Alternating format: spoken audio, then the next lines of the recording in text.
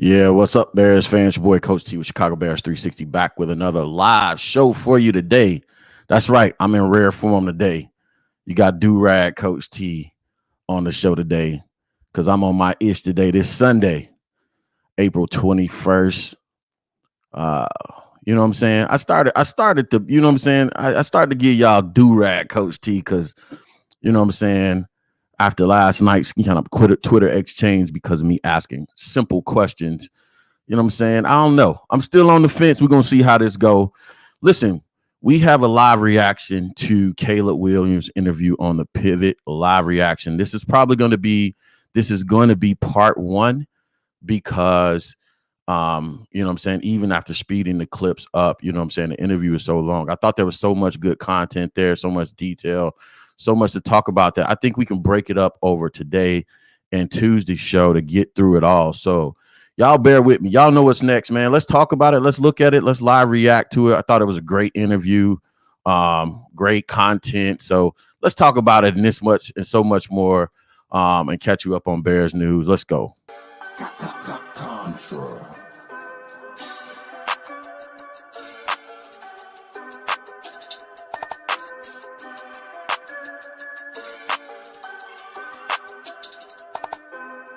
Life like chess, move to pieces, you know I roll in silence. On the road to them Benjis, I fill my teeth with diamonds. I'm high as fuck in the sky, you would've thought I'm pilot. I'm from Chicago, it get ugly, fill the streets with violence. Life like chess, move to pieces, you know I roll in silence.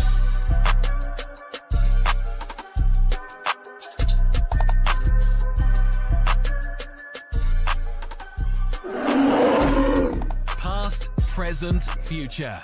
We bear down. That's what's up. And we're back just like that. Thank y'all for joining me today. Chicago Bears 360 with Coach T. Yeah, Do-Rag Coach T in the building today. Listen, man, I be trying to tell people, man, I try to warn people all the time. Listen, I'm not by any means stretch of the imagination the tough guy. I don't try to be no gangster. I don't try to be none of that. That's not my personality. You know what I'm saying? I have a you know what I'm saying? I basically fought my whole life to you know what I'm saying, separate myself from certain things and certain things that I grew up around. I put it that way. But at the same token, you know what I'm saying? You know, it's there, bro. It's there. If really triggered, you know what I'm saying? And it's bad because it's a combination of, you know what I'm saying, that and what I was trained to do when I went down to Paris Island in 1993. So I have to work, and I'm not joking by any stretch of the imagination when I talk about this stuff. I have to work hard to the point of yeah, I you know, I'm trying to be candid and open and honest with my audience, but at the same time reserve some personal what's the word I'm looking for? Reserve some of my personal business for myself. So just understand, you know what I'm saying, I am a combat vet. The VA knows it. And I'll leave it at that. You know what I'm saying? And I say that because people don't realize sometimes, man, when you react or you respond to certain things, they don't realize where it comes from.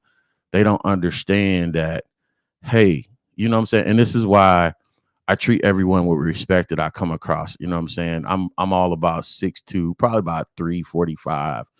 You know, 350 right now. You know what I'm saying? I carry my weight well. I still lift and train. And you know what I'm saying? Even in all that said, I don't think I don't walk around to intimidate and stuff like that. I'm a pretty happy-go-lucky guy. You know what I'm saying? I have a great life and all that other stuff.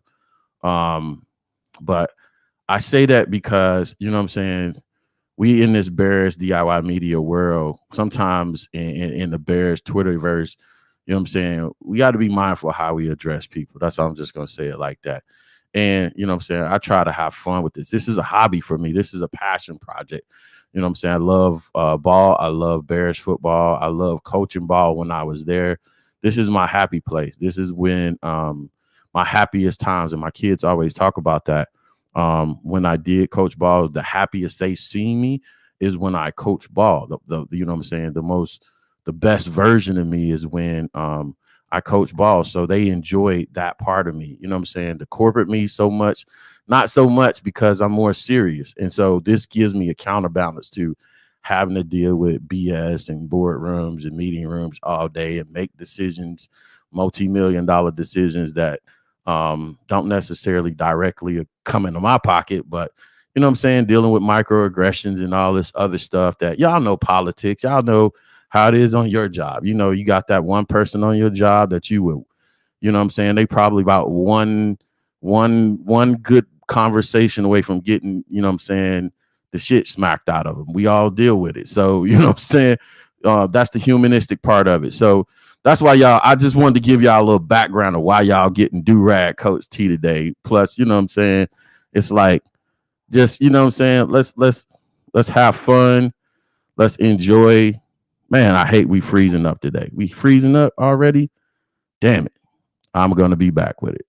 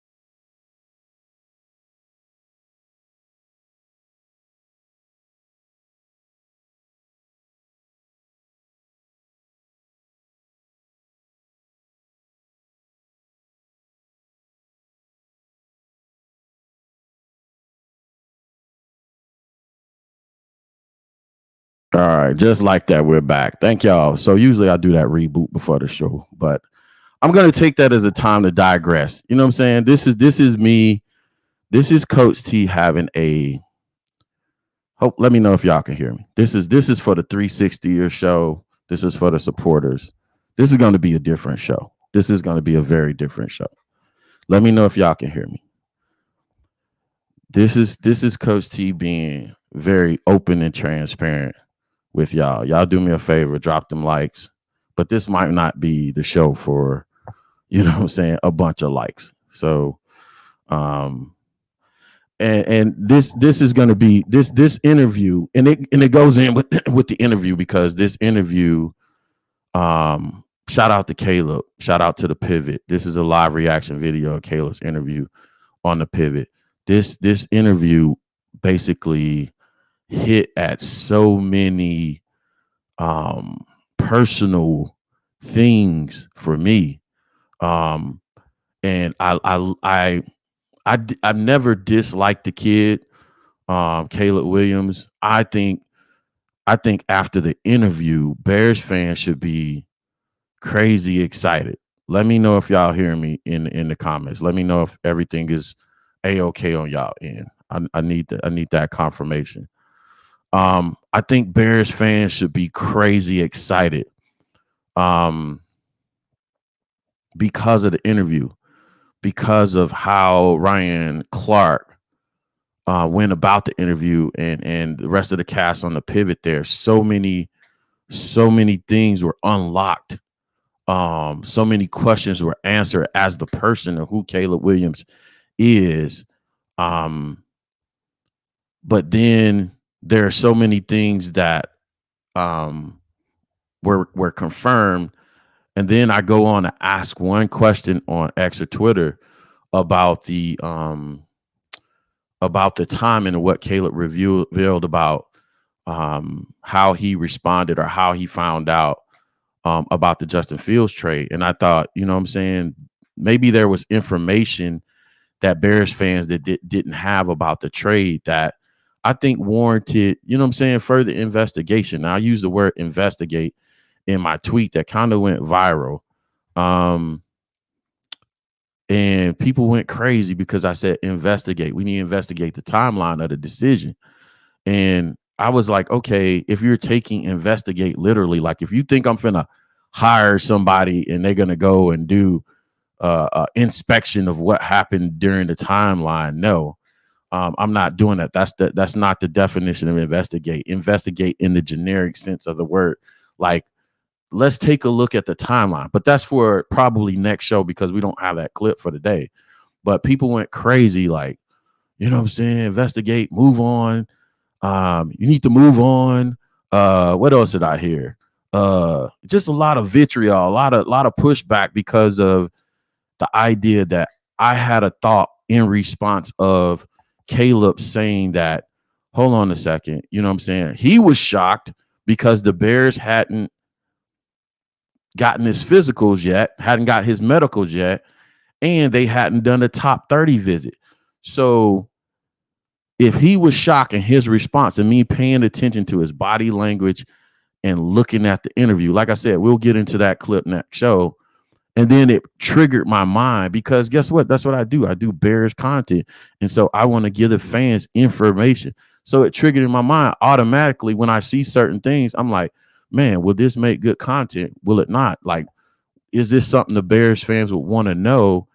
If it, you know what I'm saying, if it explains Ryan Poe's thought process and how he thinks, and he's going to be the GM of the Chicago Bears for the foreseeable future, wouldn't it provide good context and insight as to how this guy thinks for Bears that fans to know moving forward? So maybe next offseason, next draft, we can establish some kind of, you know what I'm saying, we can establish some kind of resume as to how this guy thinks. So, you know what I'm saying, like I said, Bears fans, you know what I'm saying, on X or Twitter got in all in the tizzy about the word investigate. And this is what people don't understand, what people need to know about me. You know what I'm saying? Like, first of all, you're not going to tell me what to do on my platform. That's the first thing. You're not going to tell me how to think, what to do. You know what I'm saying? You know what I'm saying? What words to use, what language to use. I deal with that shit in so many other forms of my life. You know what I'm saying? And I'm just going to call it like it is, being a black man in America. I'm not gonna deal with that shit on X, Twitter, or whatever the case. You know what I'm saying? If if it's my platform and I have a thought and I have like I would want to know, I want to know more about the timeline because I just want to know that like it would be cool to know. It would just be cool to know how things played out in real life. You have people like, well, you just need to move on. It's not gonna, that information is never gonna come out, blah, blah, blah, blah. That's BS. Like we never thought that we would get a Last Dance documentary, right? Or other 30 for 30 documentaries where information came out. And we was like, oh shit, that's how it really went down. So somebody put it this way, and I thought it was a great way to put it in the form of a question to help people understand. If next year, next 5 years, in the next 5 years or so, if somebody were to do a documentary about the whole, Bears decision, Civil War topic, blah, blah, blah, related to the main players in the issue, Ryan Poles, Justin Fields, Caleb Williams, if they were to document that and have all the facts laid out to you in a documentary, would you watch it? Would you watch it is the question. That to me intrigues me. Like that question, when somebody asked it to me, I was like, bingo, you nailed it. That's exactly what I was going for when I said investigate. So if you want to know all the facts, then you have to put together the timeline, which is what I was aiming to do. I think people got overly sensitive because they may have thought that I was saying I want to investigate, I don't know, Caleb Williams, or I wanted to investigate Ryan Poles. What was the sensitivity about? I didn't get that. So if you cover the Bears, if you do Bears content and you want to provide the fans information, why wouldn't you want somebody to go and figure that information out? And the bigger question to me is, why is it other news outlets, quote unquote, professional journalism, big box, small box, whatever the case may be, outlets, why aren't they missing that? But at the same time, I don't care what other outlets do. I as a rhetorical question, I would ask, why wouldn't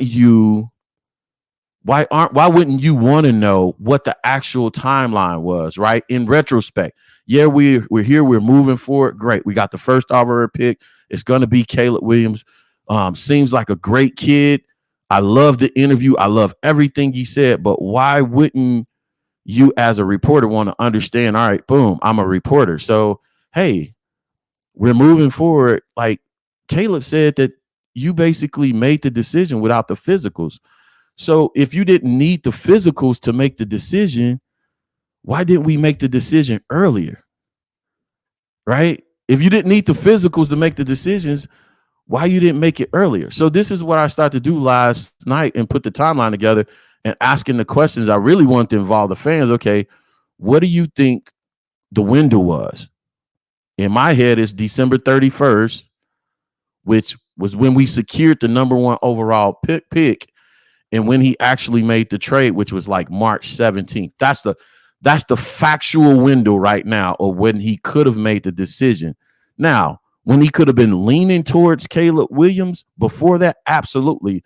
But he wasn't actually able to work off of actual factual information until December 31st, or probably a week prior when we secured the actual pick, right? So the question is then, all right, cool. What are the timelines? Because I wanted to know, all right, what could we actually have been in a better situation, right? Could we have actually had more than 4 draft picks going into the draft this cycle? That's a valid question to me. Right? Yes, we got 4 picks. We're going to get Caleb Williams and probably Roma Dunze or trade back at 9 and get a bunch of picks, whatever the case may be. That's fine. But if it's your job to do what's best for the Bears, you know what I'm saying, as a media personality, if you will, or I'm asking the other outlets that probably have access to it, which I have a few friends that do have access to the press room to be able to ask the questions. What was the timeline? And could we have gotten more compensation if we made the decision early and put the Bears in even a better position? Now, the rumors are out there that we had possibly 4 offers for Justin Fields early on. So, you know what I'm saying? So many questions go unanswered. Who was involved, right? Who made an offer and what was the offer, right? And then the second part of that question is, did you allow Justin Fields to influence you making those trades early on? Because if you did, if they were, say it was a second, say if any of those teams offered a second, right? Let's put that in the chat. I will put that to the chat. Y'all let me know because I want the interaction. Say it was a second that was offered amongst the rumored 4 teams. How would you feel about that as a Bears fan if it was a second that was offered and we passed up on a second because we were quote unquote trying to do right by Justin? I'm just going to be transparent with you and let you know I would feel some kind of way about that, even in the name of doing what's best for Justin. And this is what I don't get, right? Because this is why maybe the lesson is on me. Maybe stop having nuanced conversations or try to have nuanced conversation on Twitter or X. You know what I'm saying? That's what I'm saying. So I'm gonna be interactive today. I'm gonna put this up. So Leonidas, as long as you're respectful, bro, we can have a dialogue. We can have a discourse today. But I'm gonna be interactive as I had this conversation. Leonidas says no teams offered a second for Fields. He was awful. He was an awful QB, no value the leagues have. Do you know that for a fact? Is what I'm saying. Do we know that for a fact? Do we know that for a fact? So hypothetically, I'm asking because I have a list of hypotheticals. Say it was a second, and you did what you quote unquote you thought you was doing what was right, doing right by Justin, air quotes, right? Say it was a second. All right, I'll fly. I'll go along with you. Say it was. How would we feel if it was a third? If it was a third rounder? Because a third rounder is still valued picks in a draft where you only have 4 picks. So if it wasn't a second, and also adding the trade down potential. So say, all right, let's say it wasn't a second, Leonidas. Say it wasn't a second. Say it was a third, right? But also it's the pick in a draft where you don't have a bunch of picks.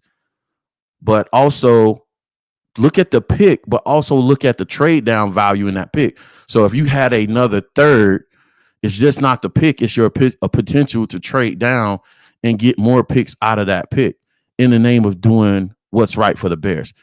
That's my inquisitive mind wanting to know the facts because I want to know if our GM did what was best for the Bears. Now, this is what pisses me off about the whole thing. What pisses me off is people like Leonidas right here that make the whole fucking conversation, pardon my English on a Sunday, about Justin Fields. This is the conversation about Ryan Poles.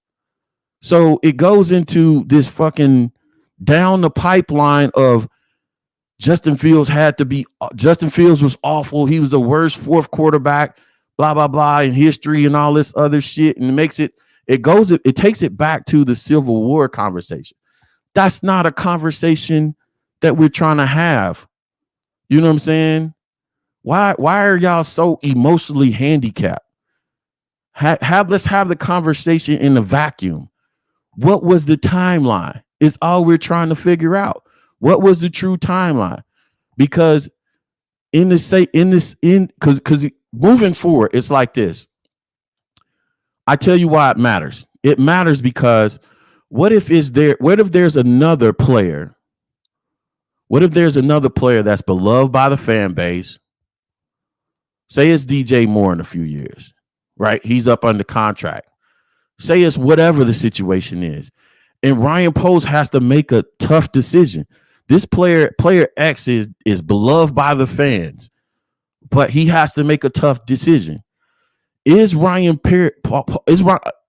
Post do what's best for the Bears and be a dog, a shrewd businessman, and make the right decision for the Bears? Or is he gonna, compromise onesies and twosies here and there in terms of picks in the name of doing what's best for the player?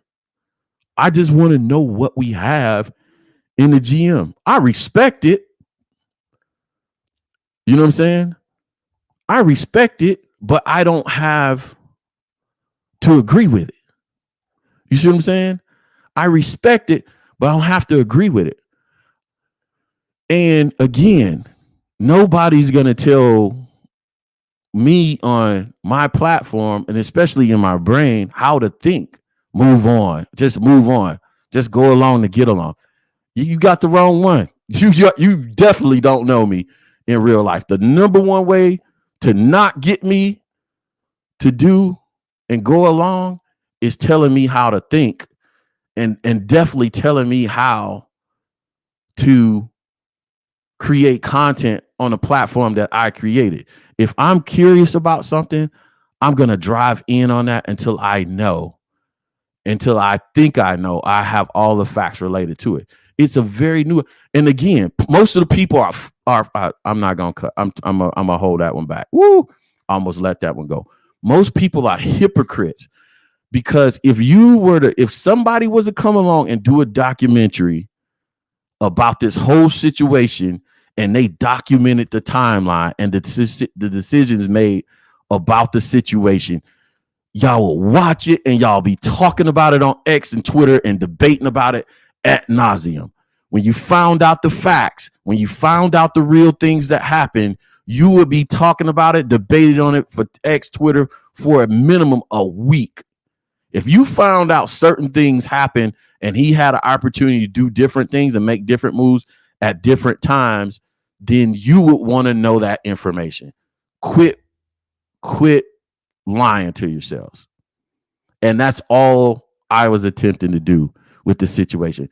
It's not an issue of, because somebody that watched the show, I don't know if you're in the chat, somebody that watched the show said, dang, Coach T, I really enjoy the program and everything, but it sounds like you mad about you mad about the JF1 situation.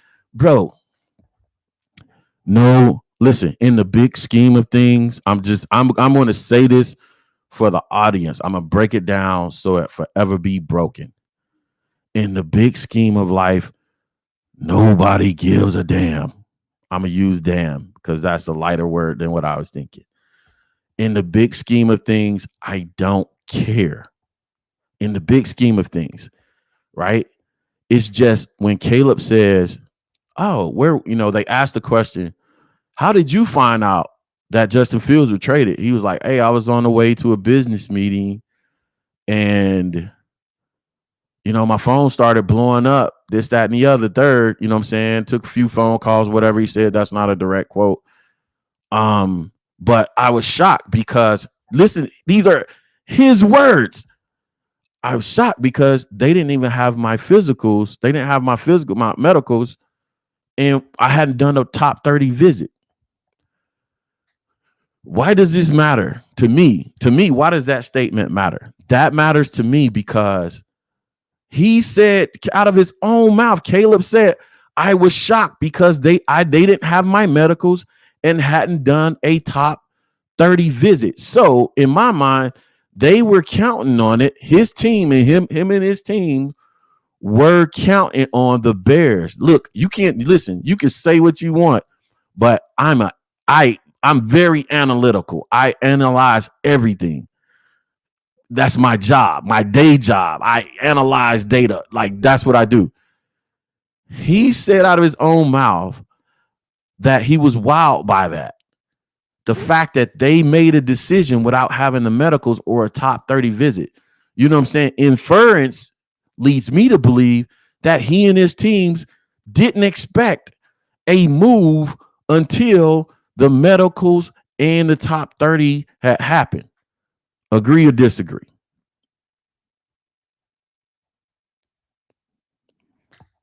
You see what I'm saying? So whether you agree or disagree, it's good for a discourse.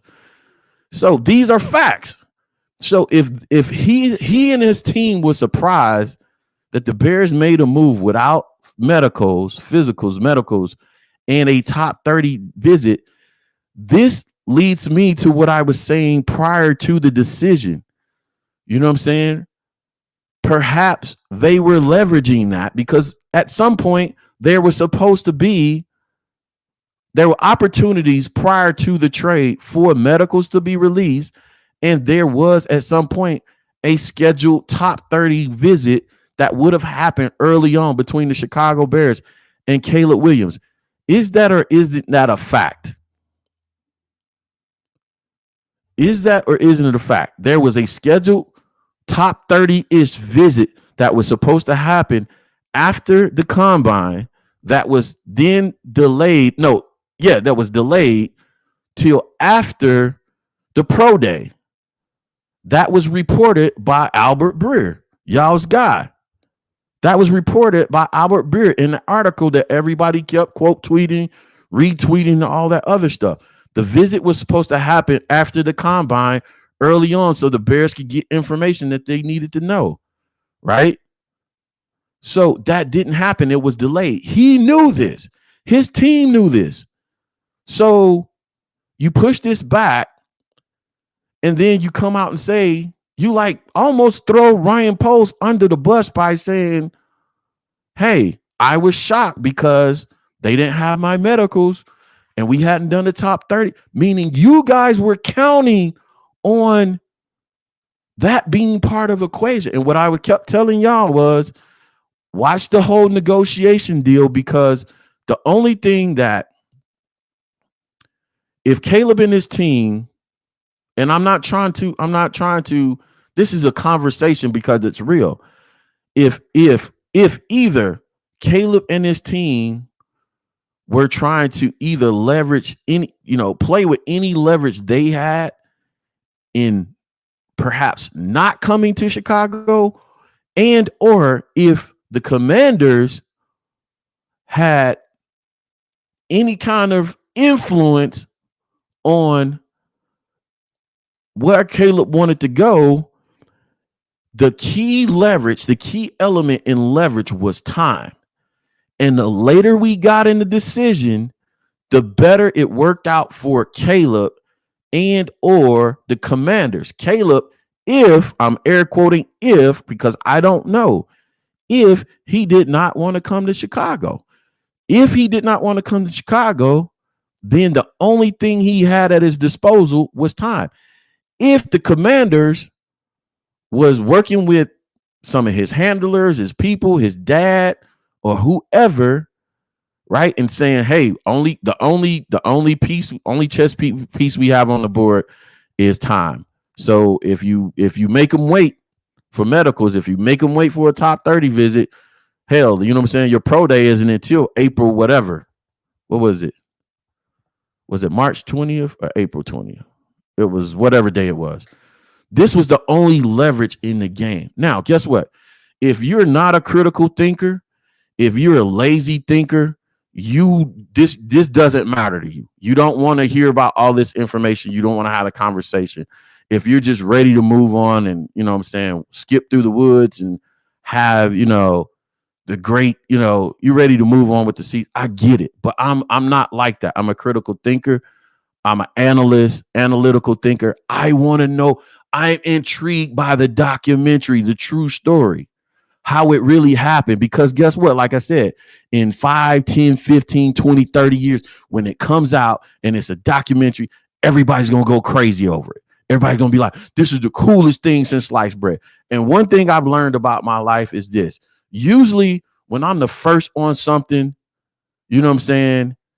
Usually when I'm the first person with an idea to think about something, and you know what I'm saying, it later comes out later on that, oh shit, this is the new popping thing, you know what I'm saying, a year, 5 years or whatever later, because such and such a thought of it and it was the greatest thing. No, life has taught me to stick to my fucking guns. Pardon, I couldn't hold that one. So it's taught me to stick to my guns. So like I said, trying to convince me out of not wanting to know the information after the player unveils something that we didn't know. I didn't know that. Did y'all know that? Did y'all know that? I didn't know that. So if the player reveals something that the mass majority of us didn't know, meaning we made a decision without the medicals. I knew about the top 30 visit, but we would assume, most of us would have assumed that some handoff of the medicals would have happened at the combine and or before or during the pro day. All of us would assume that sometime between then and that decision, the medicals would have been handed off. Now, I'm not paying attention to the comments. So listen, keep it civil. Keep it civil. That's all I'm going to say. So that's what this all stems from. The you know what I'm saying? Like, I really like, you know what I'm saying? Like, don't give a damn today, because it's just time for honest conversation about how y'all treat these platforms. And it's just not mine. It's mine. It's other people that have their own thoughts, that have their own thought process. We're not a monolith. You're not going to tell people how to think. You're not going to bully anybody into thinking how you think.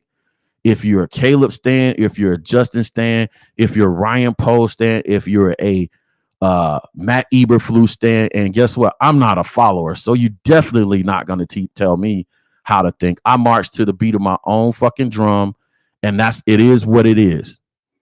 That's my MO for life. You know what I'm saying? I stand on my square. I don't care who in front of me. You know what I'm saying? I ain't afraid of nobody. Fear no man but God. That's on everything I love. So don't try to tell people how to think. If somebody, and this is, I'm gonna add this to it, and we're gonna get into some clips.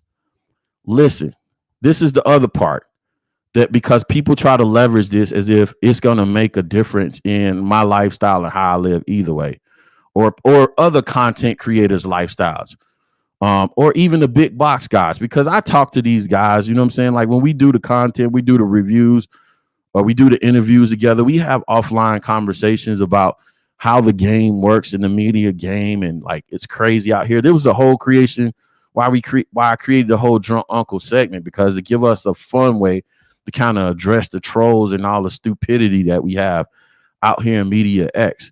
Like, here's the thing. And I don't want to say this. I want to break this down so it can forever be broken.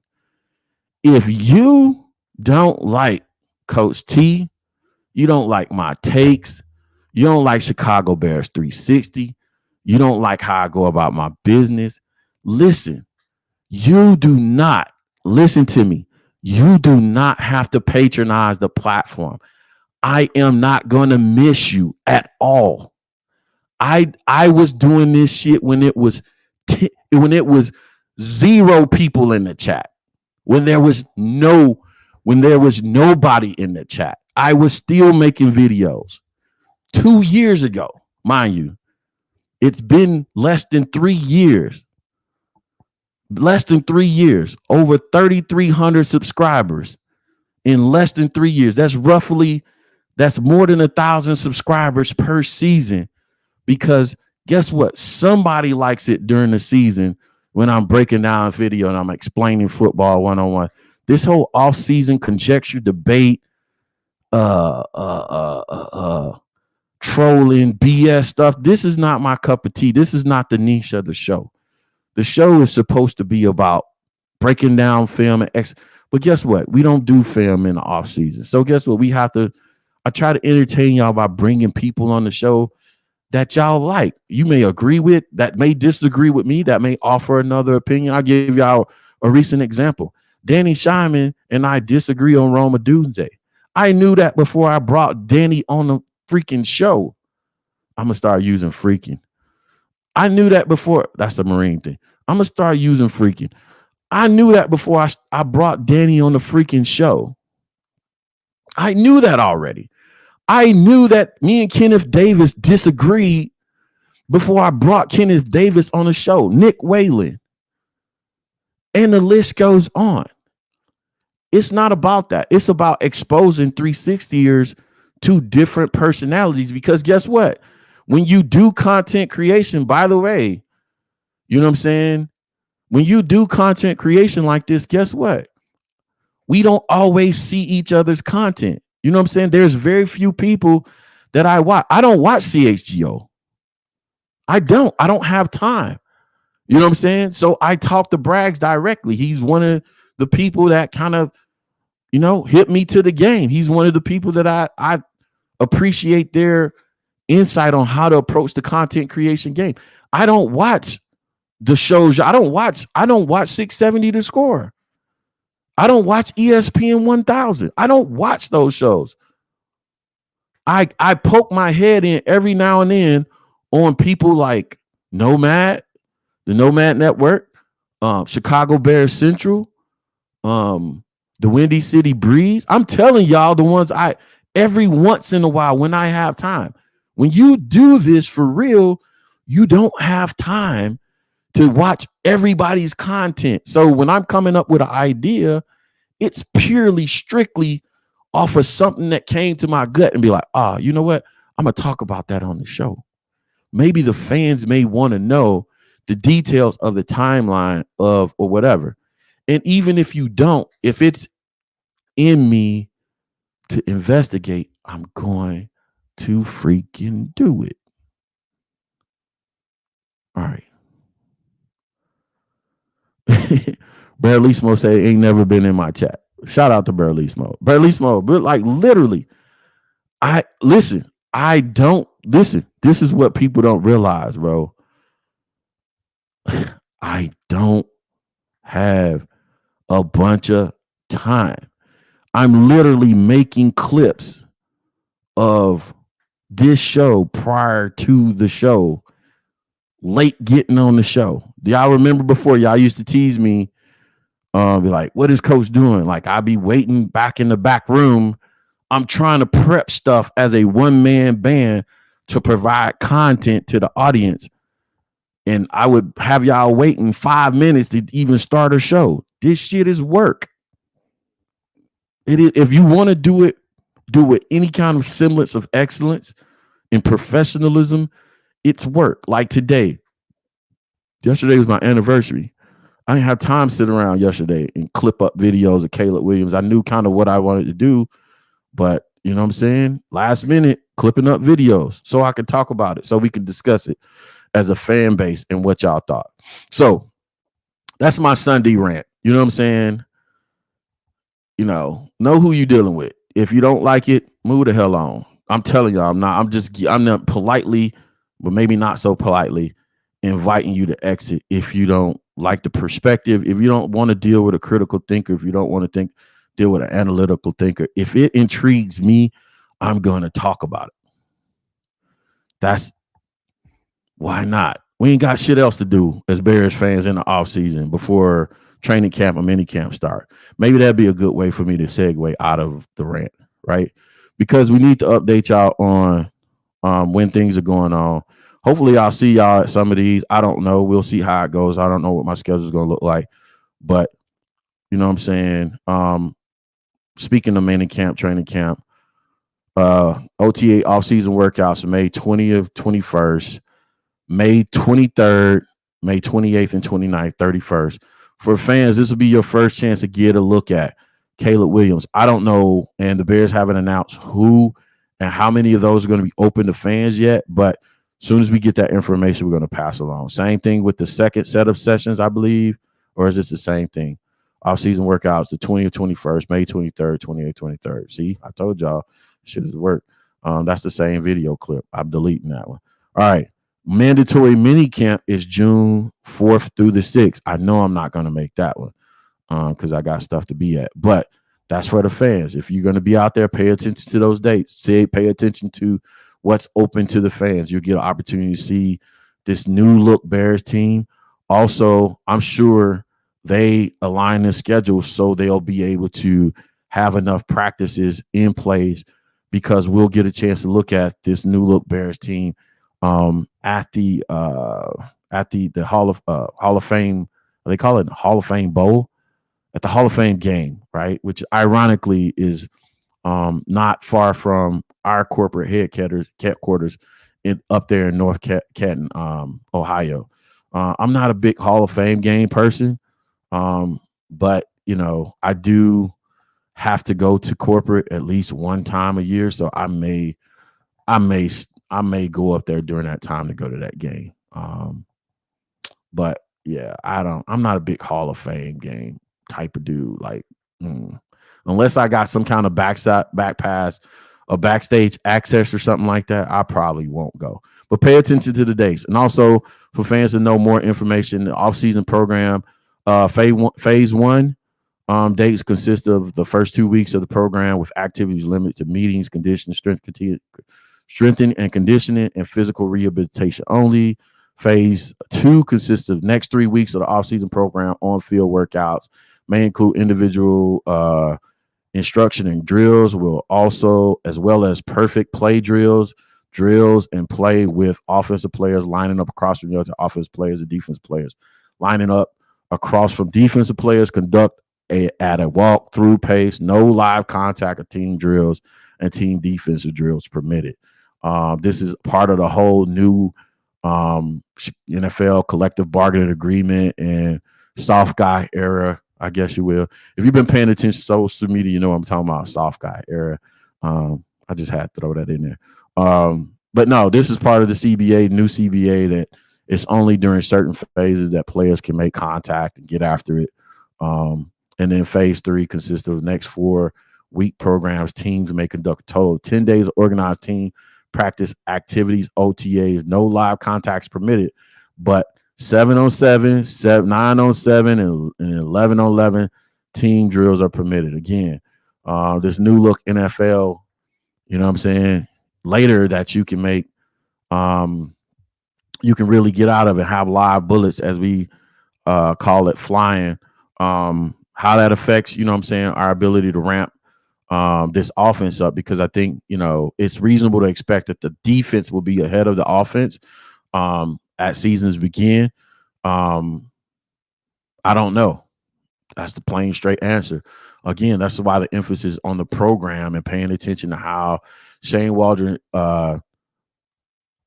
goes about implementing and installing this offense to start the season to get things going up and running, because they're going to be limited contact prior to the Hall of Fame game and then our slew of preseason games. And then what's going to be intriguing to see also is, coming off of last season, how does Matt Eberflus approach the offseason program? Does he have PTSD? Because we started out kind of behind the 8 ball last year because we had so many injuries early on in the season. So key to the offensive line last year was a lot of those injuries. How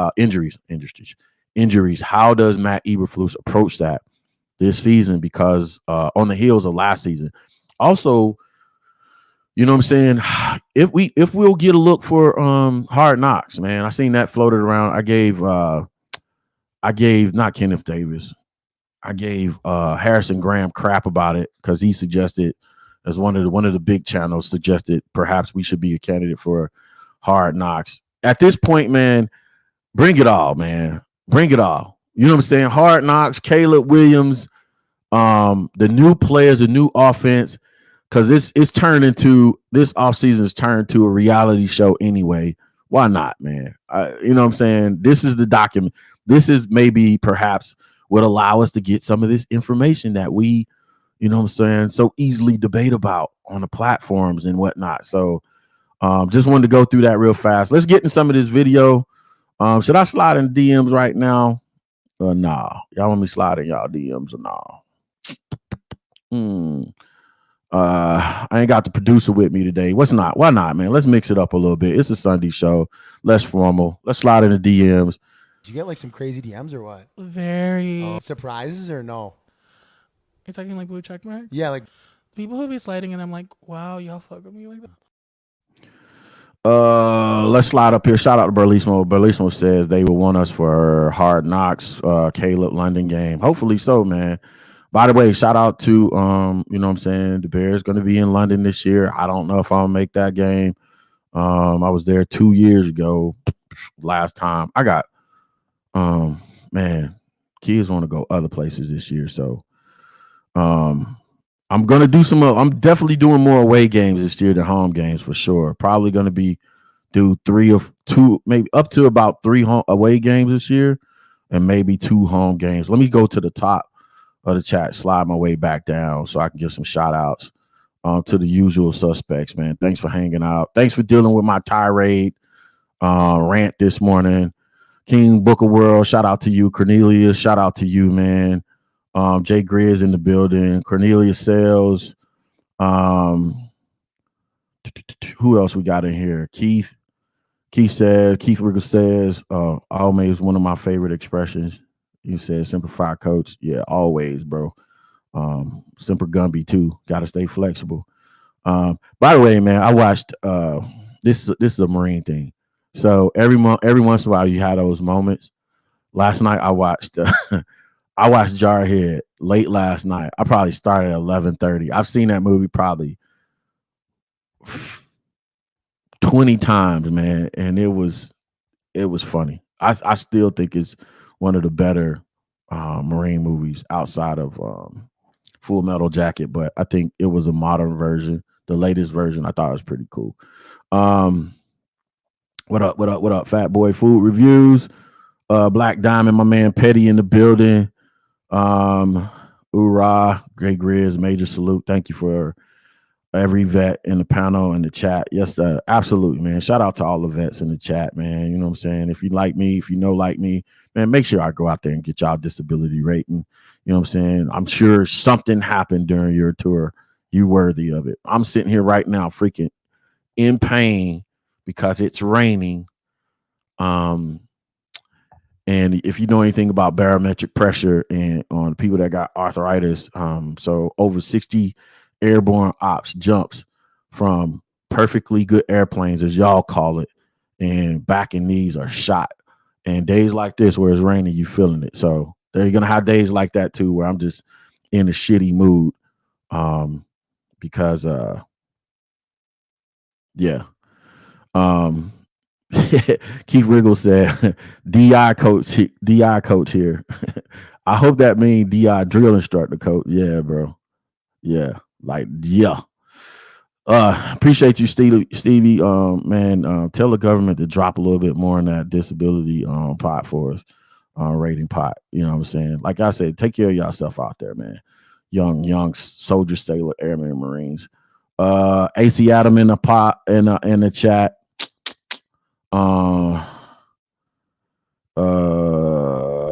Don Burry in the building. Kings of the North. I like it, man. Go ahead and talk your ish, John. You know what I'm saying? We're gonna get out to Bear Truth 9. Of course, Leonidas in the chat, stirring up crap. As usual. No teams offered a second. Yep. Yada in the building. By the way, we got two members now. I forget to shout them out, man. When they pop in, their little star pops up on there, and we get to talk. We get to shout them out. But shout out to them, man. We got 2 members now. I like seeing those pop out. Evie Eve in the building. Your Bears gang just saw a live notification. Chicago Bears Central. Huh?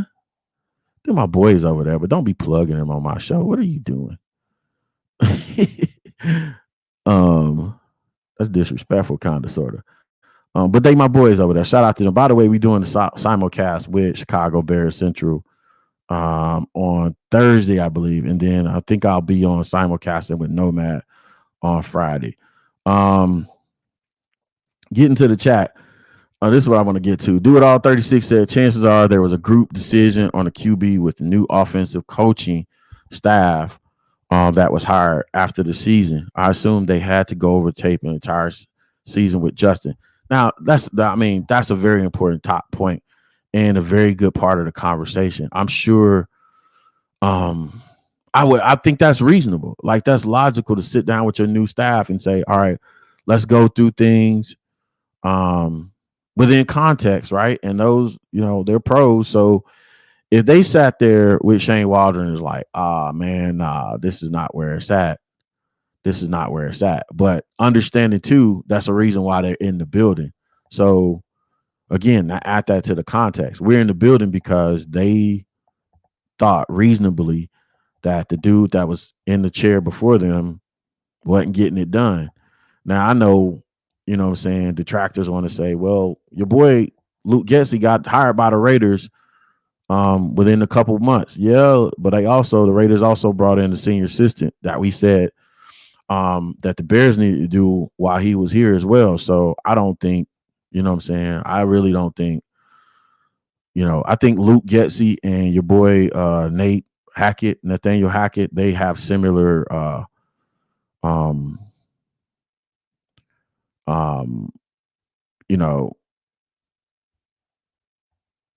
similar career paths, if you will. But yeah.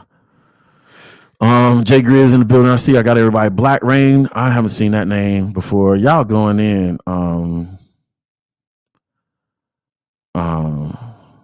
Yeah, I'm not getting into that. Bear Truth 9. So. Let me see. I'm trying to get different comments, and before we get into y'all on each other head, man. Yeah, keep it civil. Keep it civil. Kyle Gordon, I hadn't seen a comment from you before. That's why not.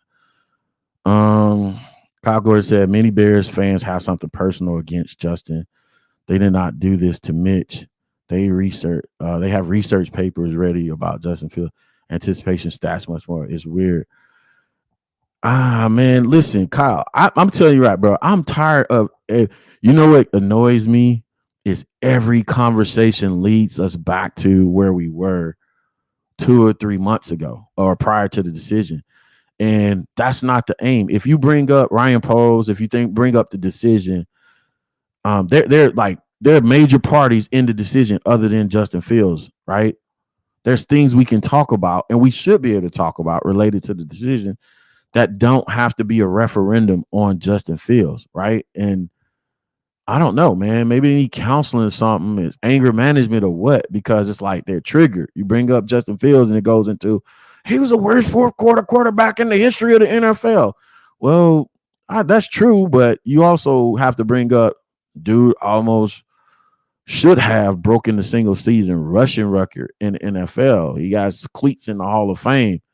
But I don't even want to have those conversations. I'm not interested in a debate. And what made me clap back yesterday on Twitter was people taking a conversation about the timeline and straw manning that into a conversation about Justin Fields. Like, y'all need to look up, logical fallacies. Now, I'm not an expert at it, but like all the logical fallacies, but I can tell when somebody's straw manning me to death or shifting the topic off the original intent. And that's what annoyed the hell out of me yesterday. I'm like, this is simply an exercise in trying to mentally understand the timeline. The trade happened March 16th or 17th. When did he know what he was going to do? If he knew December 31st, he being Ryan Poles, then what was available to him between, say, January 1st and before free agency started, which was right at I believe it was right the same week of the combine. What work was done to get the best deal for the Chicago Bears between those dates. To me, in hindsight, and I understand I'm playing hindsight being 2020, but to me, if you were gonna, this is the whole thing on the heels of the Caleb take. If you were gonna make a move without the medicals, right? If you're gonna make a move without the medicals or a top 30 visit, then what did a 10-minute conversation at the combine tell you? What did it? Did you go in the room and say, "Hey, do you want to be a Bear? Are you opposed to playing for the Chicago Bears or not?" Like that, even if that came out in a documentary, that's obviously certain.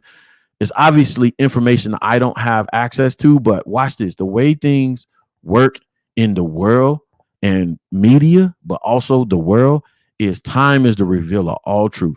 Somebody's going to say something at some point in some interview, and they're going to be like, yeah, when I went in an interview and stuff like that, they just straight up asked me, did I want to be a Chicago Bear, or was I opposed to being a Chicago Bear? Right? That's all they wanted to know from me. All right, boom, bet. We off to the races. We have more information and insight then. So what was offered to you January 1st to the first week of March in the terms of draft compensation and or, because here's the thing, I said this on the previous shows prior to it. You have a small window to make something happen because you have one, Caleb, Jayden, Drake, JJ McCarthy, Bo Nix, you, Michael Penix Jr. You have about 6. You have, let's call it 4. Let's call it 4 to 5-ish, right? You got about 4 or 5 good quarterbacks that's come out in this draft, and teams that don't want to part ways with draft capital and that want to build their own teams around the quarterback have about 3 or 4 good candidates to do that. So that's 4. Let's call it 4. Also, in free agency, there were about 3 quarterbacks that affect the quarterback market. Now, for all the people that can't put 2 and 2 together, it's supply and demand. It's business 101. There are more quarterbacks available, and then you have this guy on this team, the Chicago Bears at the time, who's going to probably cost you draft capital. The time to make that happen, it's early. You want to get those conversations going early before all these other guys are available. You want to find out. You want to build them up. You want to hype them up. You want to say, hey, come look at this guy. He could help change your team. He could change the dynamic of your team. Boom, boom, boom. Let's take your best and brightest early. If it was a 3rd, that's all you got. Boom. And also, again, did you allow, hey, I want to do what's best for Justin to affect that? I just want to know the information. If we find out, bro, we could have got a 2nd, and I'm saying a 2nd, if we could have got a 3rd, I'm probably lie. We could have got a 3rd, but we ended up with a 6 because Justin didn't probably pay 51% of the snaps for Pittsburgh. I mean, am I going to be upset? No, but that 3rd probably could have been I don't know. And this top 100 of this draft is pretty good.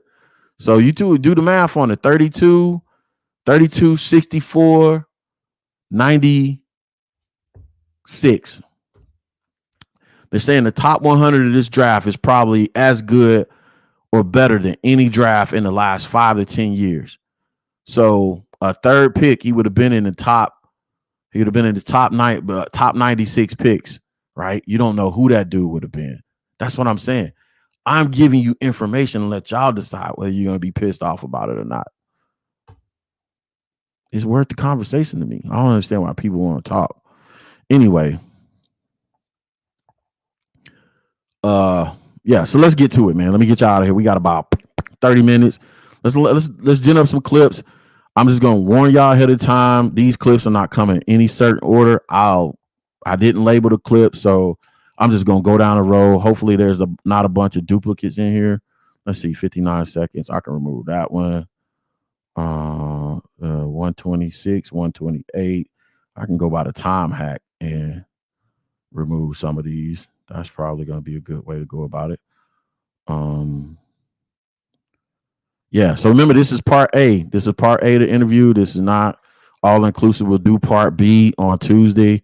But I had to get my little rant out the way because y'all be tripping, bro. I don't know what y'all be on. You know what I'm saying? I ain't gonna lie. Some of y'all my kids' ages, bro. How y'all be talking greasy and whatnot. We ain't gonna never gonna happen. Anyway, let's slide, man. Caleb Williams on the pivot, live reaction. YouTube, do not take my video down.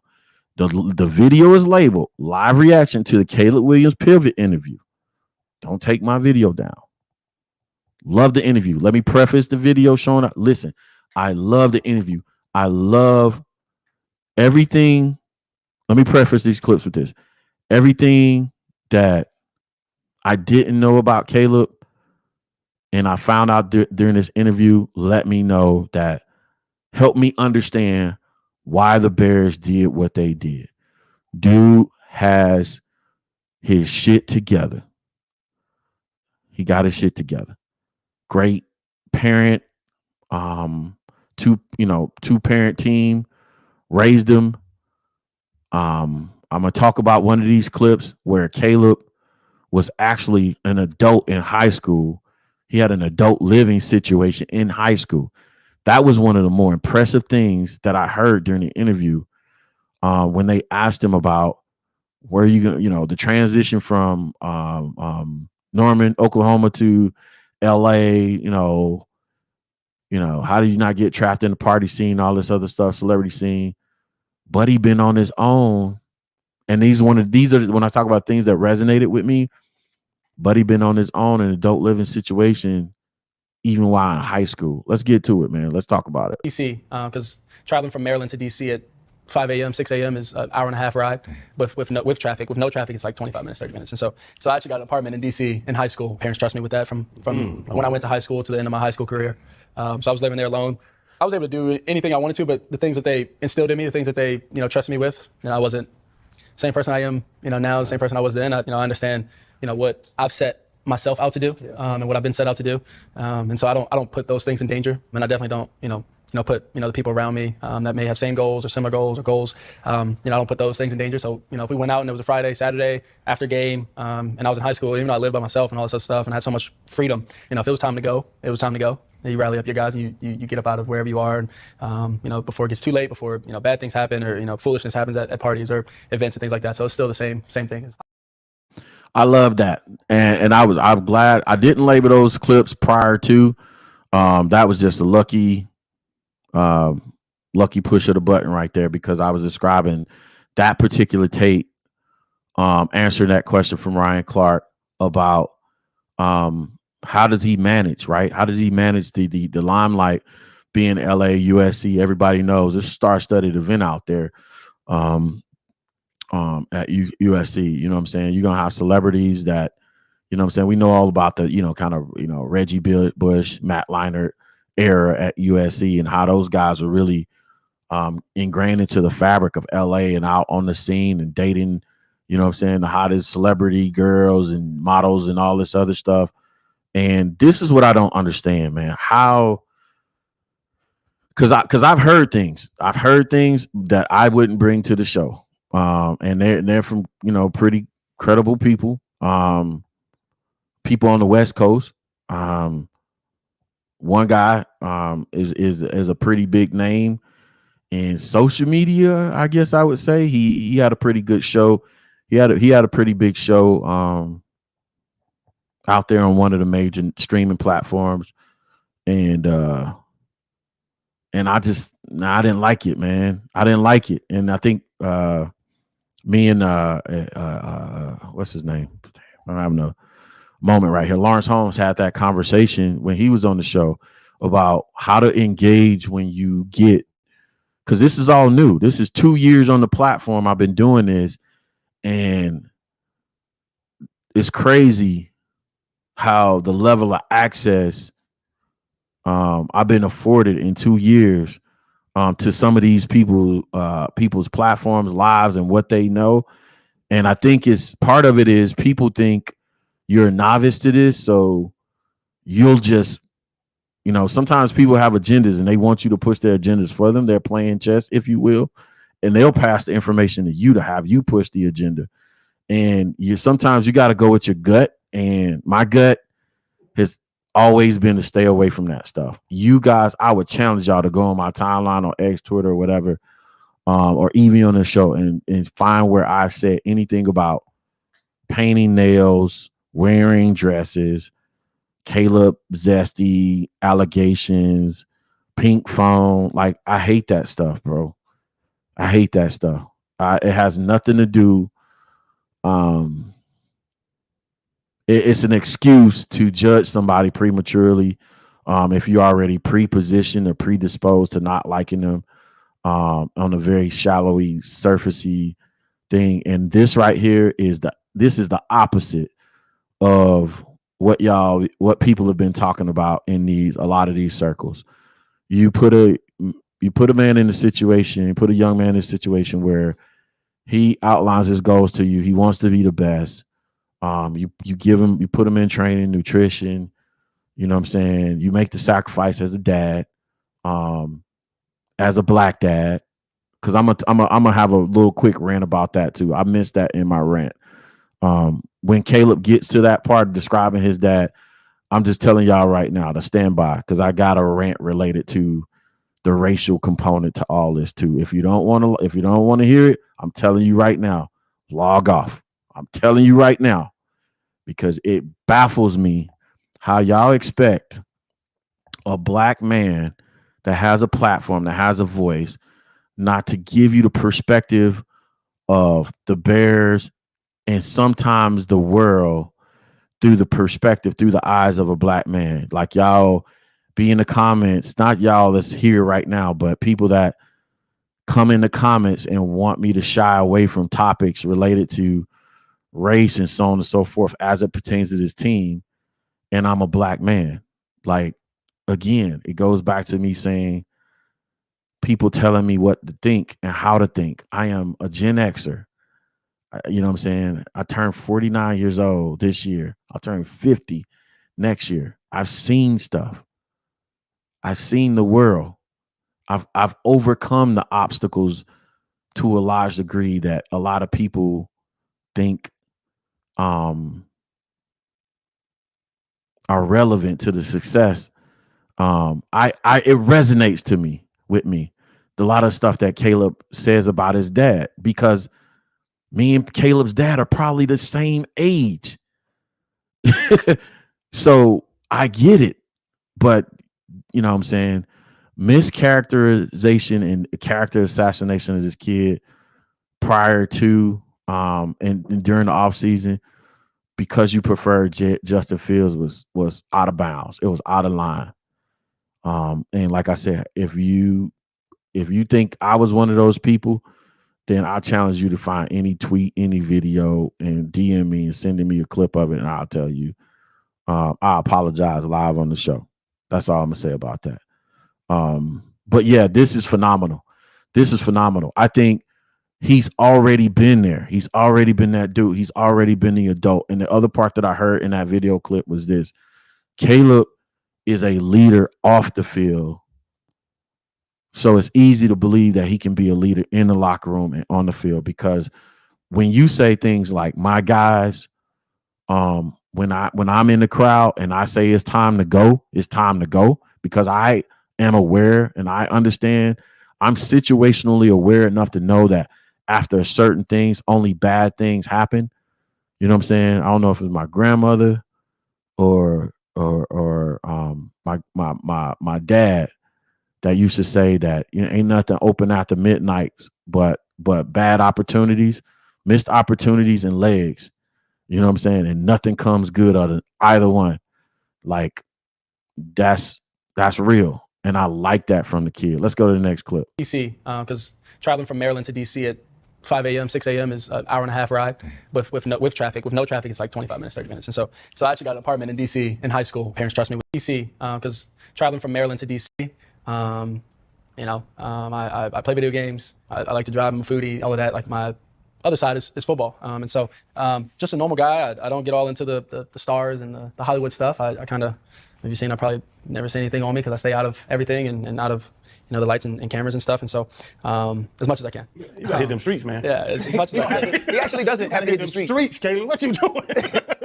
And so being here, it wasn't a change for me. It wasn't a culture shock because I've been doing the same thing since high school, Oklahoma, and now here. It's you have a goal in mind, you have things in mind to keep you on path.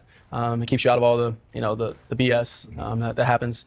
Everybody, when I was coming here from Oklahoma and DC, because I was only in Oklahoma and it's a small town, and then coming from high school, you come to the big city of LA. Everybody's kind of worried about you. Everybody's this and that, and you don't get caught up in all this stuff when you're supremely focused on one thing, one goal, one path. Growing up in DC, were you a Redskins, now the Washington Commanders? Were you Yeah, so that speaks to it again, man. Dude has his head on straight. He knows what the goal is. He knows what the aim is. You know what I'm saying?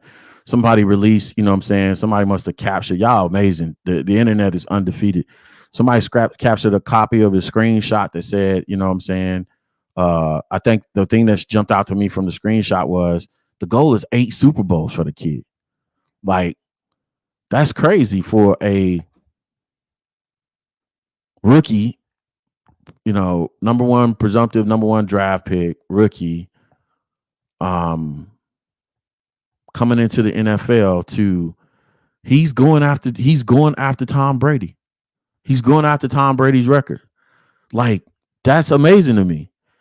And I'm gonna say it, like, I don't understand why Bears fans, Caleb stands, which is a different degree to, I think, most. I'm gonna be real. I know several people that are probably like on a way skeptical end of this whole situation, and they're not necessarily Caleb fans. I don't know if I could classify that truly. I don't know that they aren't Caleb fans. They're like on the more skeptical end of it. Either way, for the stands, I don't understand why having lofty expectations, or with people saying, well, give us a stat line, or give us a win-loss record, or the playoffs. Is that on the table? I don't understand why people shy away from that. If that's my dude, and this is what I love about Caleb, if Caleb's your dude, ride for him, man. Can I say pussy on the internet? I don't know. I hope it don't get me kicked off. Stop being, I can't say that either. Damn it. Like, this is like, ride for your guy. I don't understand if you a stan, why you don't ride for your dude? Why you don't, like, you know what I'm saying? Like, nah, bro. This is the guy that I wanted. I got him now. He's coming to the Chicago Bears. We making the playoffs. We going to do it. He's going to get. He said it himself. He wants to outperform CJ Stroud and what he did at Houston. He said it himself. Why? What are you? Where's my sound? Where's the sound? What? I want to know from everybody out there, what are you so afraid of?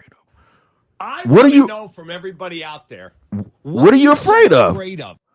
I want to know. I want to know from everybody out there, if this is your dude, what are you so afraid of? If this is your dude, what are you scared of?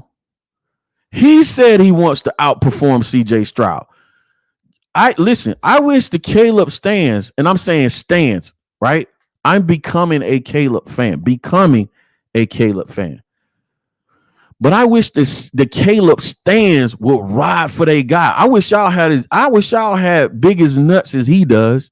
He said himself he wants to be better, have a better rookie season than CJ Stroud. He has 8 Super Bowls as the goal on his cell phone screensaver. I want to know, what are you so afraid of if you a stan? I want to know from everybody out there, what are you so? I want to know. Is Leonidas still in the chat? That's exactly it. Chase greatness. Like this is what we wanted. This is what we want as Bears fans, right? Like, cause here it goes. You should be. You don't have to think like me, but this is what's going to win me over, right? This is what's winning me over. because I was unwilling to go by everybody else, the rumors and painting nails and peak phones and this, that, and the other. I went off the film. Yeah, I got questioned about the film, but now this is different. This is different. When you got 8 Super Bowl rings on your phone, now our goals are aligning, because my whole time with the Justin Fields situation was this. I wanted Ryan Poles to put us in a situation where we could win potentially multiple Super Bowls. I don't want one Super Bowl. I've seen the Super Bowl in my lifetime. Shout out to 85 Bears. But guess what? If you haven't, I don't give a shit. I'm sorry. If you haven't, I don't care. I'm selfish with this. I don't want to just see one Super Bowl. I want to see multiple. I want us to be in the conversation every year. The national media shits on us year after year. They do. ESPN, Fox, they take their turns at shitting on Chicago sports year after year, particularly the Bears. They love bringing up the Bears haven't had a franchise quarterback in the history of the quarter. We're never going to be good because we haven't been good. And again, similar to my rant earlier, I love it. I get motivated when you say I can't do something. So part of that bleeds into my fandom for this team and what's finna become my appreciation for Caleb Williams. You know what I'm saying? I'm getting passionate about it because I like that. You know what I'm saying? Caleb sitting there saying, F you, F you, F you. I'm going after Sean Brady. You don't put expectations on me. Don't tell me how to think. Don't tell me how to don't tell me not to be confident in myself. I'm going after the GOAT. What's crazy about that take is this. He has 8 rings on the phone.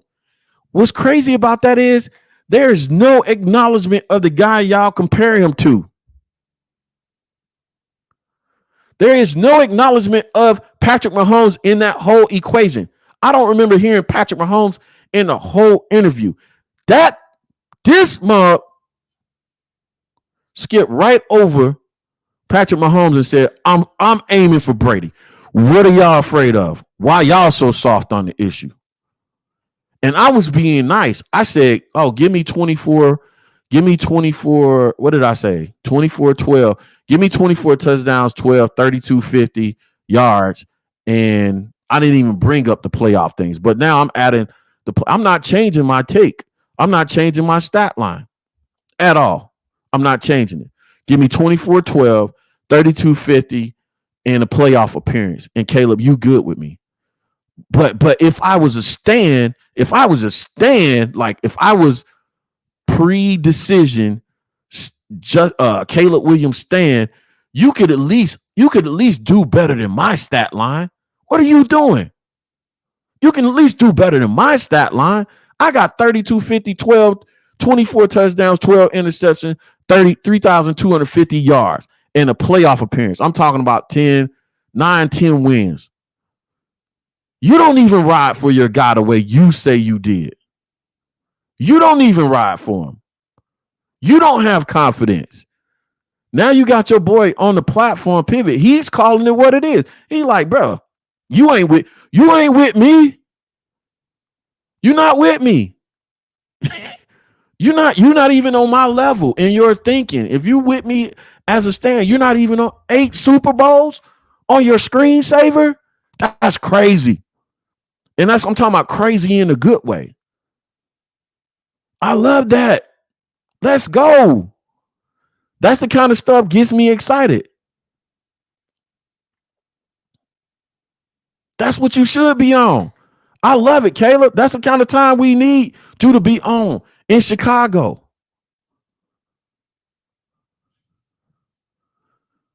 Scrolls get the point. I'm predicting 5,000 yard season by year 3. Come on, dog. Come on, man. That's what I'm talking about. Stop being soft, bro. These are the same people got all the smoke for you. You going to on Twitter, you say something on X or Twitter, you know what I'm saying? Or going, damn it, going to spaces or something like that. They got all the smoke for you.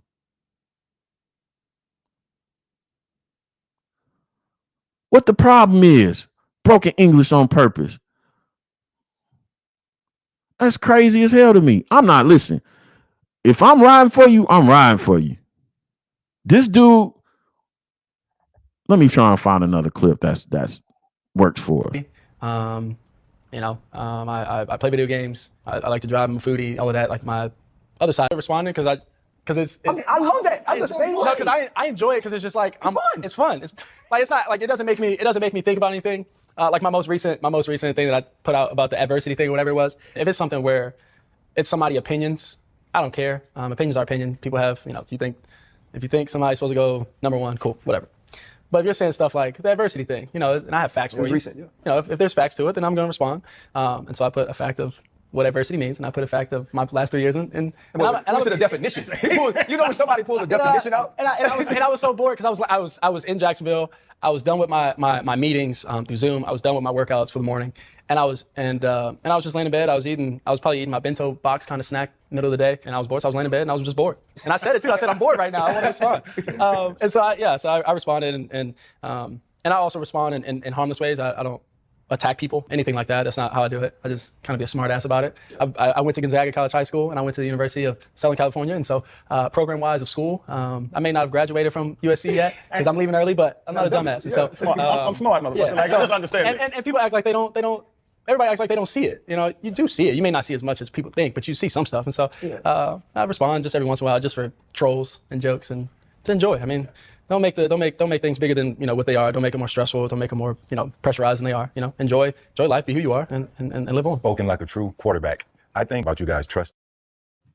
I love that, man. I love that. That was Caleb Williams speaking on the whole social media thing.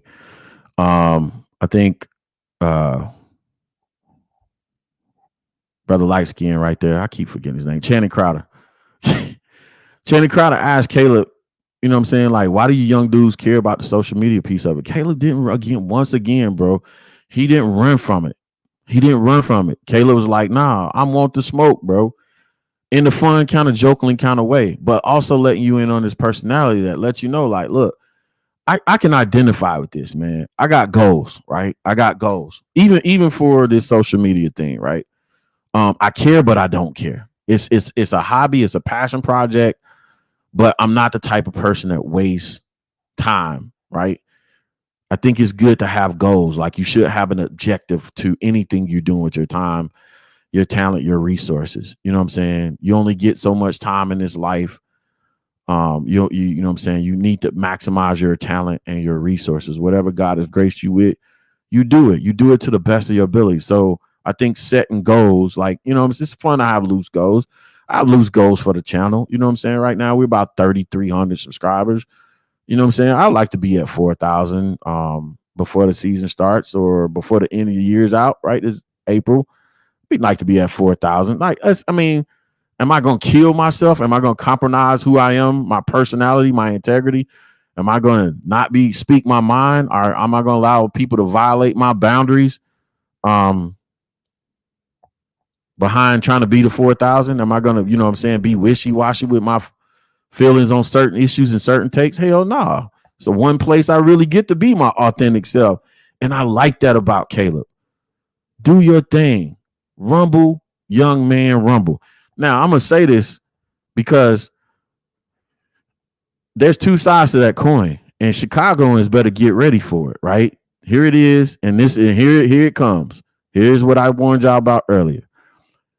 There's something about, when a young black man that knows who he is, he's self-actualized as a person, he's ultra confident who he is, that sometimes can offend and rub people the wrong way, right? When you talk your shit, when you know what the F you talking about, I live this every day. You know what I'm saying?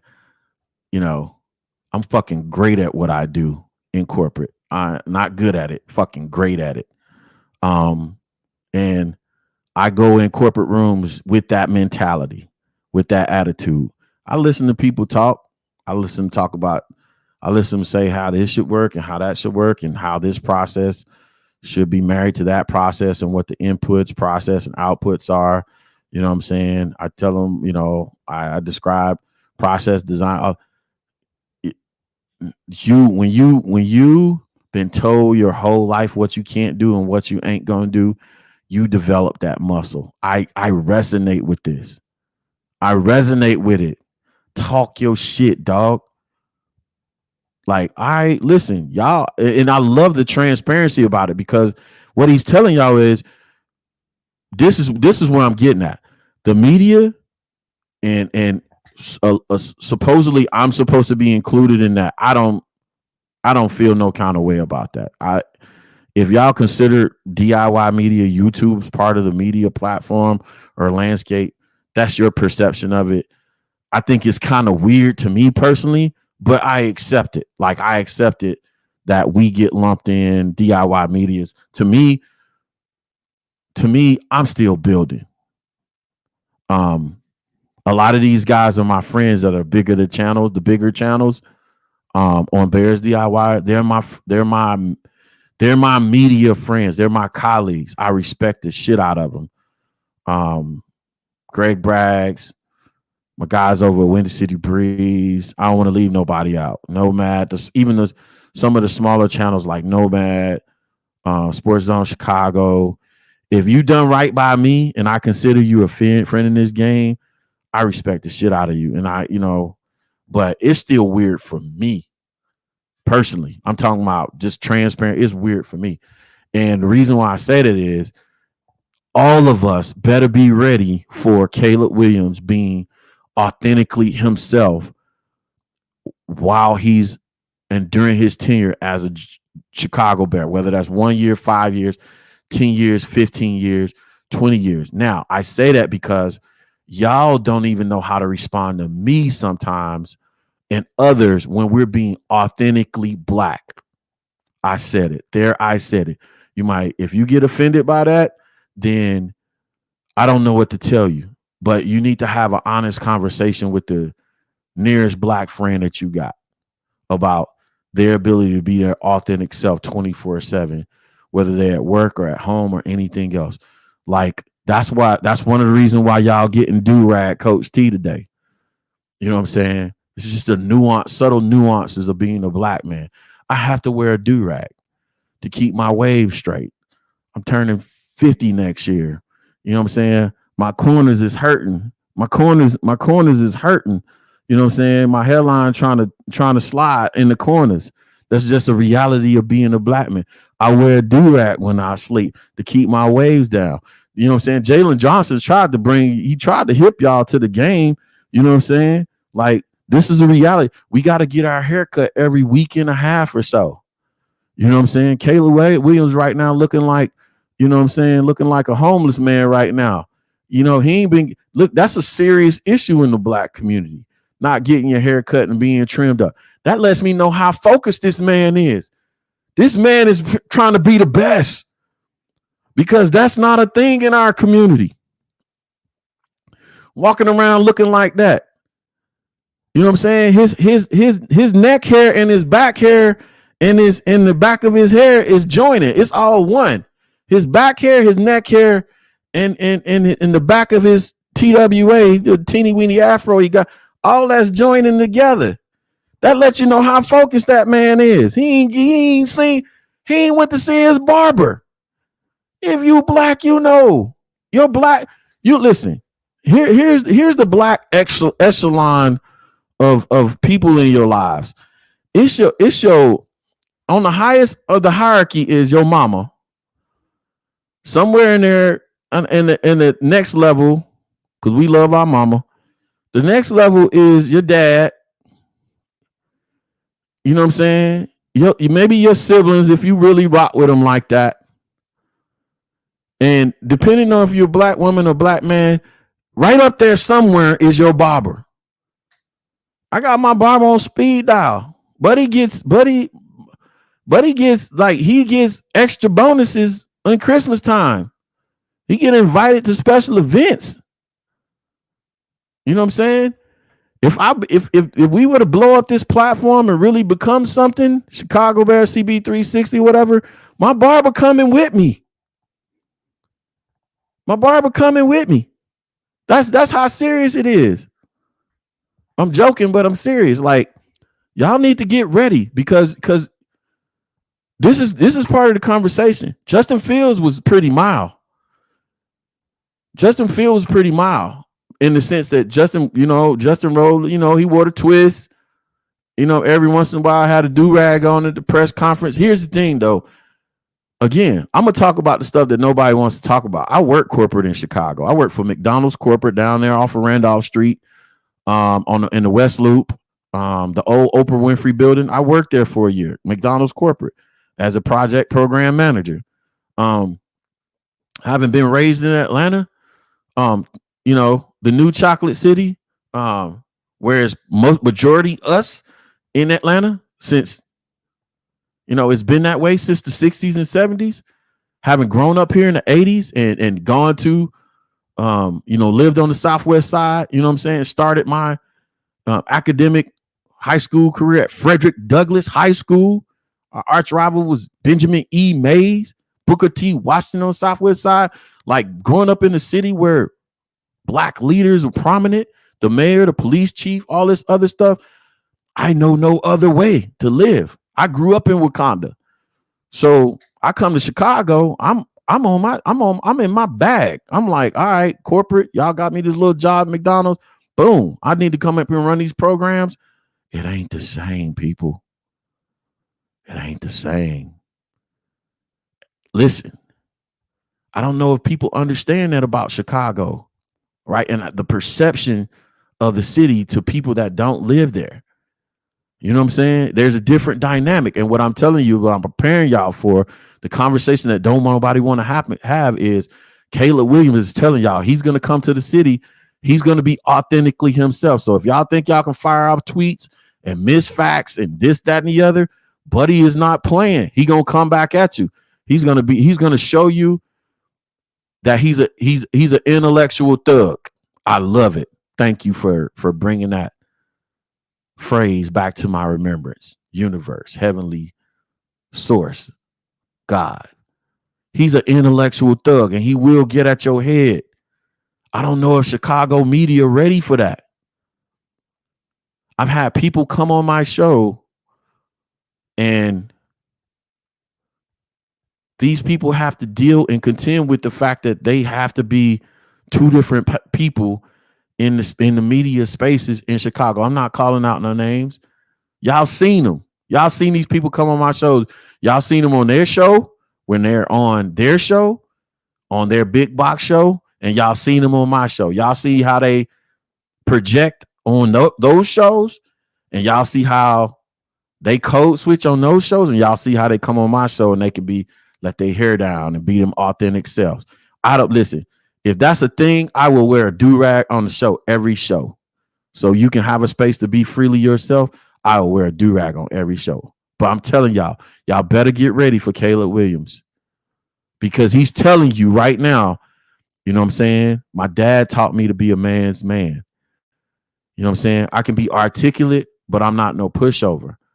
So if you want to play these media games and stuff like that and play with the facts and do this, that, and the other, you're going to hear from me. He said that. He said, you're going to hear from me. Yeah, he said, if I got access to you, meaning I'm telling y'all right now, this shit is going to be so entertaining. These press conferences are about to be entertaining. It's going to be must-see TV. If you think you're going to be able to play with dude in his face, it ain't going to happen. He's going to see you. I love it. I'm with the smoke.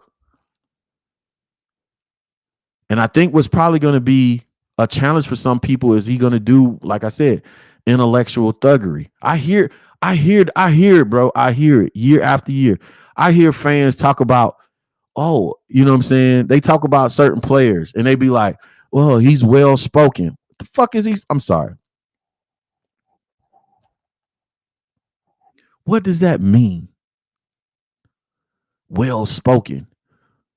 You realize English is not our native language?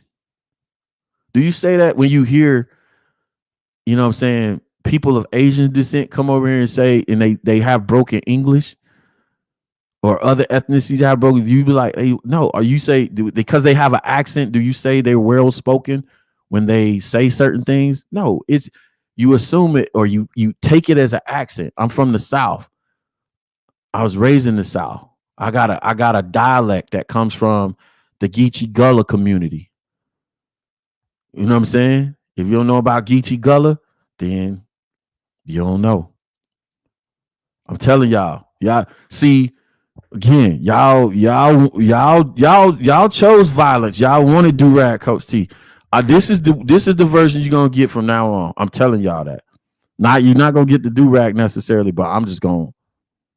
If I feel it, I'm saying if you don't like it, go away. I'm telling y'all. This is the forewarning. This is a Sunday sermon. I'm loving it. Cause I'm tired, bro. Next clip, last clip. Responding because it's I mean, I love that. I'm the same way. No, because I enjoy it because it's just like responding because it's. I mean, I love that. I'm the same way. No, because that was the last clip. My bad, y'all. Listen, I'm gonna have more clips for y'all next week. I want to go in the comment sections, but I don't. Because I think people just, you know what I'm saying? Listen, I want to be authentically myself on this show. And I think people sometimes don't want you to be authentically yourself. And they want you to just shut up and dribble. Y'all got the wrong one, bro. Y'all got the wrong one. You know what I'm saying? I love this comment right here. Scroll said Atlanta women thicker than LA traffic, bro. It's a struggle. Shout out to my wife, by the way. Married 6 years today, man. Best thing that ever happened to me. Best thing that ever happened to me, man. She's still sleeping because we had a late night last night. That's part of the reason why y'all getting do-rag Coach T too. We party, we celebrate, all that other stuff. But I'm telling y'all right now, man, y'all stand by, man. We got a real one. We got a real one in a different way. And this is what I'm going to say about that, too. This is why I'm not a fan also of the, you know what I'm saying, the comment, Justin sexual. I hate that. I hate that. Not that the fact that it attached Justin to it. It attached a negative connotation to different groups, right? And like, bro, like we don't have to do that. We don't have to be that fan base. We don't have to disparage people. We don't have to, cause man, listen, I'm gonna tell you right now, the first time Caleb Williams paints fuck Green Bay, I don't know how he would do it, cause how did that play out on his 10 fingers? But either way, the first time he paint that and he puts it in green and yellow because it's not fucking gold, it's yellow, puke ass color. Anyway, the first time he paints that on his nails and goes out and puts a 40 piece on their ass, y'all gonna be all for him painting his nails. Y'all gonna say paint your nails, wear a dress to practice every day or in your walk up. You know what I'm saying? Like, come on, people, let's be better. Anyway, I'm gonna be man, y'all going in on the Georgia Peaches, man. They down here, bro. I gotta stay clear though. I ain't down. I gotta keep my eyes straight in front to the front. I care about, you know what I'm saying, what y'all did on my last rant, but I don't care at the same time. I just want to be real, man, and you know what I'm saying, and be 100% authentic with y'all about some of these topics related to, you know what I'm saying, because here it is, we got a second quarterback getting a shot in Chicago. And I mean the reason why I'm jumping ahead of this, because I feared this for Justin when Justin came to Chicago. I know what it's like in the city. Justin is raised here in Georgia. Y'all getting a different type of dude in California, Caleb. So just be there, man. Y'all making more comments about the Georgia women than y'all are football. But anyway, man, I enjoyed this show, man. I you know, I don't apologize for being authentically myself. Y'all got do-rag Coach T today. We're gonna do part 2 of this Caleb show on Tuesday, and then Thursday's the draft. We're gonna have 2 days of coverage. We're gonna have Thursday and Friday simulcast with other YouTubers. I believe Thursday's gonna be with Chicago Bears Central, my boy Hayes, Bobby, and Steve-O. Steve-O's gonna be on the show on Tuesday ahead of the draft. He's gonna be in Tuesday show. He'll get to go through these other Caleb clips with me and just talk about it leading up to the draft. I'll give y'all my take on it. By the way, Tuesday is when I'm doing my one and only mock. I might do 3 of them to give y'all 3 different versions of scenarios that come out, but I'm not. That's going to be my only one and only mock show with Steve-O, and we're going to do some more Caleb clips, other interviews. So y'all tap in. And then Thursday with Chicago Bears Central simulcast, and I think Friday maybe we'll be simulcasting with my guy Nomad, along with Sean Sierra from Chicago Sports Zone, and some other folks. It's going to be a party, man. So I'll get ready, man, for the Caleb Williams experience. Thanks for tapping and putting up with my BS. You know what I'm saying? I rock with most of y'all. I know I got detractors, but the Sunday shows are reserved for the haters, man. So and ranting. So, but I appreciate those that rock with me. If you're watching and you watch on the playback, you like real ones, this is where you come, man. Chicago Bears 360 is past, present, future. We bear down, man. So I'll see y'all on Tuesday. And let's get after it. Y'all have a great week. Y'all have a great rest of your weekend. Peace.